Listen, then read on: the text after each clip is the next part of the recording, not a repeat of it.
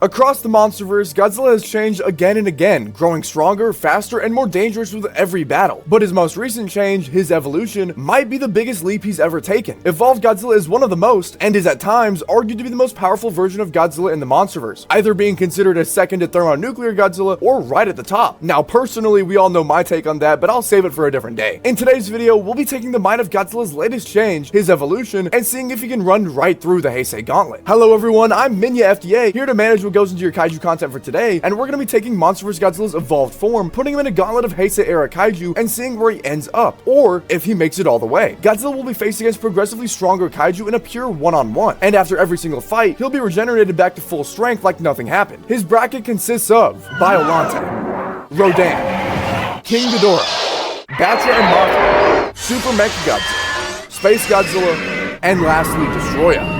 Before we throw him into the gauntlet, let's break down Evolved Godzilla. This form is said to be roughly a 2x increase over his base power, though that doesn't necessarily mean he lifts twice as much or hits exactly twice as hard. Think of it more as a baseline amplification of everything he was already capable of. Feats from his previous base form appearances like in King of the Monsters, GVK, and before evolving in GXK still apply here, they're just pushed a bit further. Faster movement, sharper agility, and a more combat-focused build. The biggest upgrade for Evolved Godzilla comes from his energy capacity, which is said to be magnified by 20 times. That doesn't just mean bigger attacks overall, it means longer endurance, a sustained radiation output, as well as an atomic breath that can stay active without burning through his reserves as quickly as before, meaning he's shooting more powerful radiation for a longer period of time without it fizzling out. In his base evolved form during the New Empire, Godzilla was able to recover quickly from Kong's early beating and completely turn the fight around. Granted, Kong stopped fighting, overpowering a fully healthy Kong equipped with the Beast Glove. With his evolved state, Godzilla can supercharge his energy on demand, firing a corkscrew-style atomic breath that mirrors the classic spiral ray from Godzilla vs. Mecha Godzilla. It is stated that this is the strongest form of radiation that is jetted out through his mouth, so the spiral ray is the strongest version of his atomic breath he's ever released in the Monsterverse. This would make it much more powerful than previous firings of his atomic breath, such as when he was amped with a nuke in Boston, when he was energized against Tiamat, or when he was in his base evolved form in Egypt against Kong. On top of that, he's able to go toe-to-toe with Shimo, the strongest titan in the Monsterverse besides Godzilla, slightly surpassing Ghidorah, at least in their base forms. Overall, Evolved Godzilla isn't merely just an upgrade in strength of his base form, rather he's more efficient. A slimmer, faster design built for physical combat backed by massively increased energy reserves, and with that in mind, let's see how he actually performs against the Heisei era kaiju.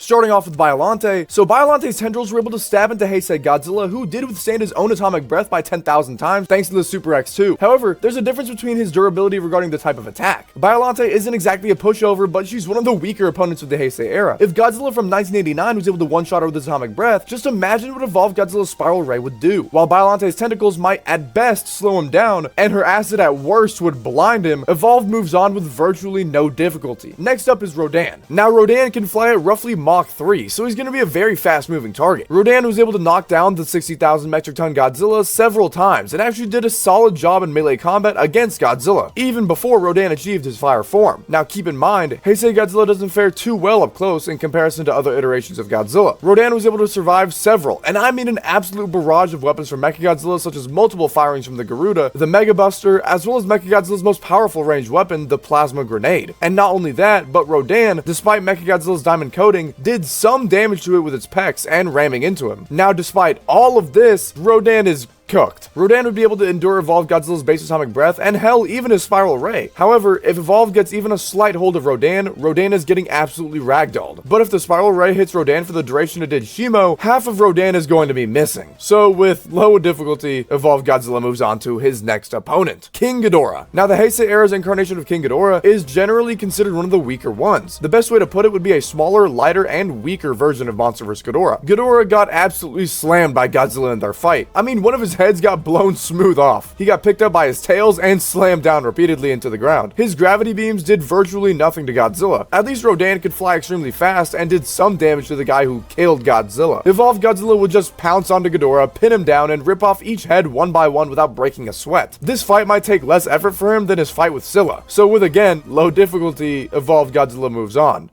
Batra and Mothra. Oh man, yikes. So the Heisei era, as I mentioned, tends to progress in strength gradually. Well, the problem is there's the big three of the Heisei era, and then the rest are, how do I put this? Underwhelming. Yeah, that's a nice way to describe it. Heisei Godzilla's pulse isn't too strong, realistically used for just getting people off of him. His atomic breath is definitely the more destructive weapon, but this same pulse was able to send Mothra flying. Both Batra and Mothra don't weigh anything at all. Mothra comes in at 20,000 metric tons and Batra at 30. Just take a look at what base Godzilla did to Scylla, who weighs a similar amount to Mothra, and just imagine what a stronger Godzilla in his evolved form is going to do. Mothra and Batra managed to pick up Godzilla and carry him, who again weighs 60,000 metric tons, and again, evolved Godzilla is not only so much more powerful, but also heavier. Their attacks would at best make Godzilla sneeze, okay, but maybe slightly damage him, and he one-taps both of them. So with low difficulty, again, evolved moves on. Now this is where the Gauntlet is really going to start getting interesting. Evolved Godzilla's first true wall. Super Mecha Godzilla is built almost entirely around ranged combat. His Mega Buster matches Godzilla's standard atomic breath as they beam clash with no winner. He's backed by powerful laser cannons, maser beams via the Garuda, heavy missile barrages, and the G Crusher, a weapon powerful enough to destroy Godzilla's secondary brain and temporarily paralyze him. On top of that, his plasma grenade allows him to absorb incoming energy attacks through his diamond-coated armor and reflect them back even stronger, using the same technology as the Super X2, and once combined with the Garuda, he gains flight speeds reaching Mach 2. So on paper, this looks pretty bad for evolved Godzilla. Super Mecha Godzilla is faster and has really powerful attacks that he can use at range. The reason Heisei Godzilla originally defeated Super Mecha Godzilla wasn't by brute force. I mean, he died. It was obviously thanks to Rodan reviving him, but the sheer heat from the uranium heat ray. The spiral ray reached roughly 1.2 million degrees Celsius. It melted the diamond coating clean off of Mecha Godzilla's body, stripping away his greatest defense and weapon in one. Evolved Godzilla doesn't have a confirmed temperature output on that level, and Monsterverse Godzilla's base atomic breath fires at 100,000 degrees Celsius, so I'm not sure it could really replicate that sort of damage to Mecha Godzilla. So while it's massively strong in terms of energy, it wouldn't be enough on its own to replicate that same effect. But here's the difference. Super Mecha Godzilla can't fly at full speed while attacking. He either commits to flying or stabilize in a hovering mode in order to fire. And while the G Crusher is absolutely dangerous, which could definitely pierce evolved Godzilla, considering it pierced Heisei Godzilla, Mecha Godzilla lacks meaningful melee weaponry. Once evolved Godzilla closes the distance, the fight flips completely. His evolved form is faster, more agile, and built specifically for close quarters combat. And unlike Heisei Godzilla, he doesn't rely solely on beam exchanges to win fights. Yes, the spiral ray would likely be reflected back by the plasma grenade, severely damaging evolved Godzilla, making range combat not an option, but the moment evolved Godzilla gets his hands on Super Mecha Godzilla, it's over. Mecha Godzilla would unload everything it has, and it would damage Godzilla, but not to a critical point. In a prolonged fight, Super Mecha Godzilla simply doesn't have an answer once he's fighting up close. So with high difficulty, evolved Godzilla takes the win and moves on.